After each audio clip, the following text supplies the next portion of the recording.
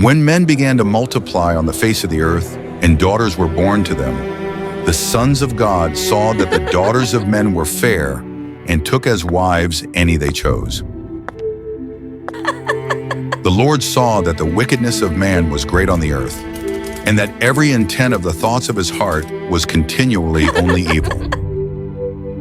The Lord was sorry that he had made man on the earth, and it grieved him in his heart.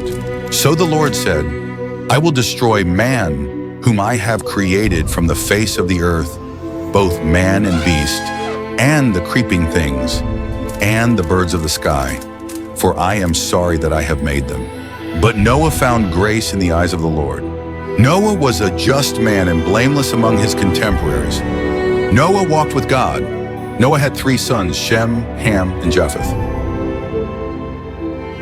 The earth was corrupt before God and filled with violence. So God said to Noah, the end of all flesh has come before me, for the earth is filled with violence because of them. Now I will destroy them with the earth. Make an ark of cypress wood for yourself. Make rooms in the ark and cover it inside and out with pitch. And this is how you must make it. The length of the ark will be 300 cubits, the width of it 50 cubits, and the height of it 30 cubits. Make an opening 1 cubit below the top of the ark all around, and you must set the door of the ark on the side. Make it with a lower, a second, and a third story. I will bring a flood of waters on the earth to destroy all flesh, wherever there is the breath of life under heaven, and everything that is on the earth will die. But I will establish my covenant with you. You must go into the ark, you and your sons and your wife and your sons' wives with you. Bring every living thing of all flesh, 2 of every kind into the ark to keep them alive with you. They shall be male and female. 2 of every kind of bird, of every kind of animal, and of every kind of creeping thing of the earth will come to you to be kept alive. Also take with you of every kind of food that is eaten and gather it to yourself, and it will be for food for you and for them. Noah did this.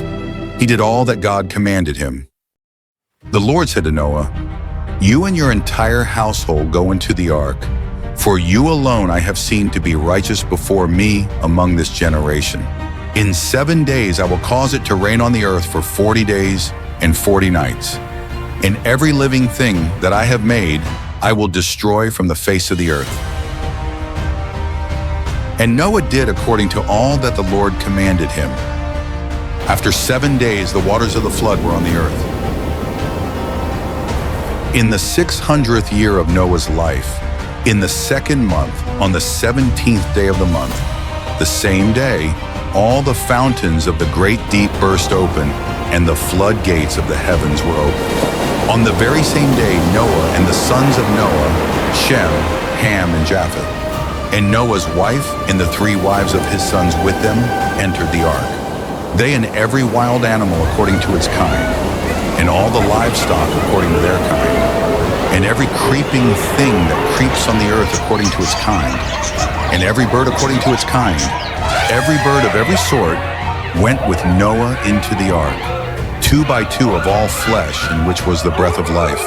So they went in, male and female of all flesh, just as God had commanded him. Then the Lord shut him in. The flood was on the earth 40 days, and the water increased and lifted up the ark, so that it rose up above the earth. The water prevailed and increased greatly upon the earth, and the ark floated on the surface of the water. The water prevailed exceedingly on the earth, and all the high mountains that were under the whole heaven were covered. The waters prevailed upward, and the mountains were covered 15 cubits deep. All flesh that moved on the earth died, birds and livestock and beasts, and every creeping thing that crept on the earth, and every man. All in whose nostrils was the breath of life, all that was on the dry land died. So he blotted out every living thing which was on the face of the ground, both man and animals, and the creeping things and the birds of the heavens. They were blotted out from the earth, and only Noah and those who were with him in the ark remained alive. The waters prevailed on the earth for 150 days. God remembered Noah and every living thing and all the livestock that were with him in the ark. So God made a wind to pass over the earth, and the water receded. Also the fountains of the deep and the floodgates of heaven were closed, and the rain from the heavens was restrained. The water receded steadily from the earth, and after the end of 150 days the waters decreased. The ark rested in the 7th month, on the 17th day of the month, on the mountains of Ararat. The water continually decreased until the 10th month. In the 10th month, on the 1st day of the month, the tops of the mountains became visible. Then at the end of 40 days, Noah opened the window of the ark which he had made, and he sent forth a raven, which went to and fro until the waters were dried up on the earth.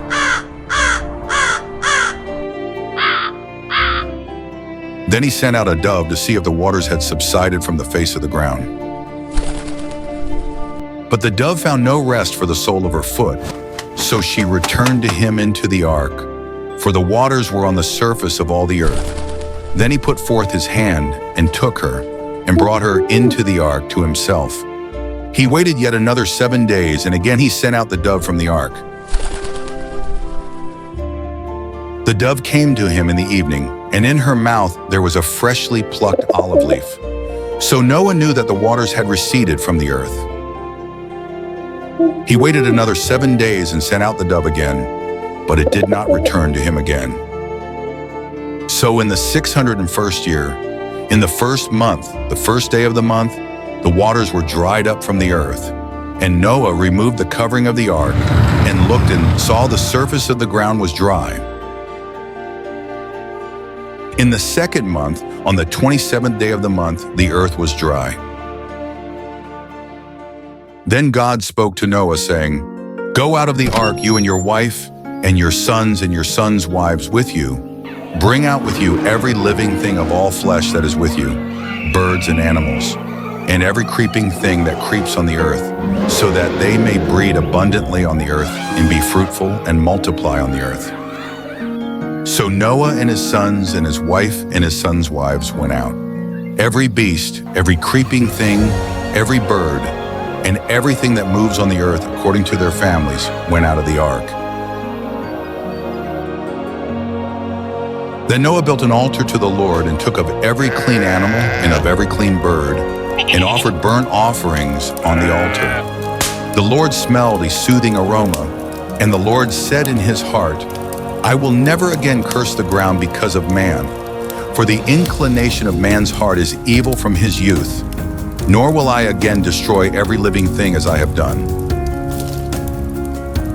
Then God blessed Noah and his sons and said to them, "Be fruitful and multiply and fill the earth. I establish my covenant with you. Never again shall all flesh be cut off by the waters of a flood. Never again shall there be a flood to destroy the earth. As for me, I establish my covenant with you and with your descendants after you." Then God said, "This is the sign of the covenant which I am making between me and you and every living creature that is with you for all future generations. I have set my rainbow in the cloud, and it shall be a sign of a covenant between me and the earth. When I bring a cloud over the earth, the rainbow will be seen in the cloud. Then I will remember my covenant, which is between me and you and every living creature of all flesh, and the waters will never again become a flood to destroy all flesh." Noah lived after the flood 350 years. All the days of Noah were 950 years, and then he died.